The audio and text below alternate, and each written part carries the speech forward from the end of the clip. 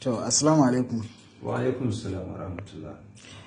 Alhaji Sani Garba Iski, gashi labari ya karaɗa duniya cewa wai Sani Garba Iski Allah ya masa rasuwa.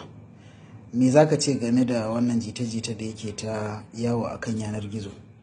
To, ita dai rasuwa da ake cewa mutum ya rasu gana a zaune, kuma ina magana da bakina. Kuma ita mutuwa da mutum in ya jira kowa ma zai tafi. Innal mauta wahidatun wa sababu haka sai. Mutuwa dai guda ɗaya ce, sababanta ne suke da yawa. Wani rashin lafiya zai mutu, wani hadari, wani ina zaune ma zai mutu.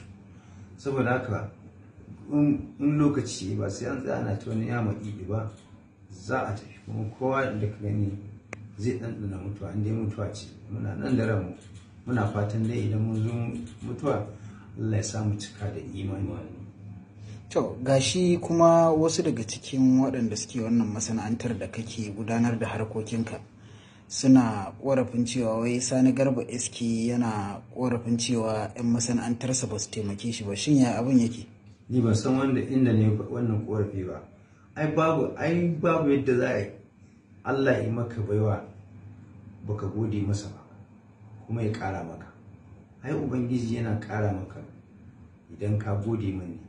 Ya zan ce ba a taimake ni ba, ni na faɗa ka ina zama batul tun daga farkon kane da aka yi, tun daga farkon rashin lafiya ta kayo industry ita ta ɗauki nauyina har kawo yau kuma ita take ɗaukar nauyina.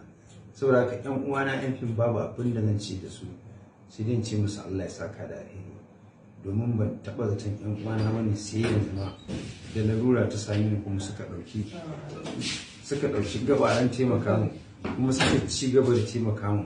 Saboda haka duk mutumin da kaji ya ce na ce wai ba su taimaka mu, to gaskiya ya zalunce ni wallahi, bai mun adalci ba.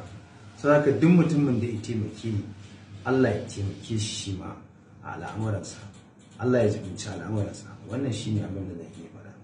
Wasu mutane suna danganta cutar da take damunka da abubuwa daban-daban. Shi menene gaskiyar ma abin da ke damun Sani Garba Iski?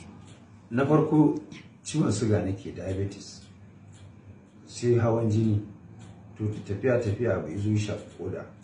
To ikon Allah yanzu dai ana samun sauki, domin follow up nake, ma'ana na bibiya, ina ganin likita akai-akai, ina karɓar magani, ana kuma kula da ni asibiti da gida da sauran gurare da inda ya kamata.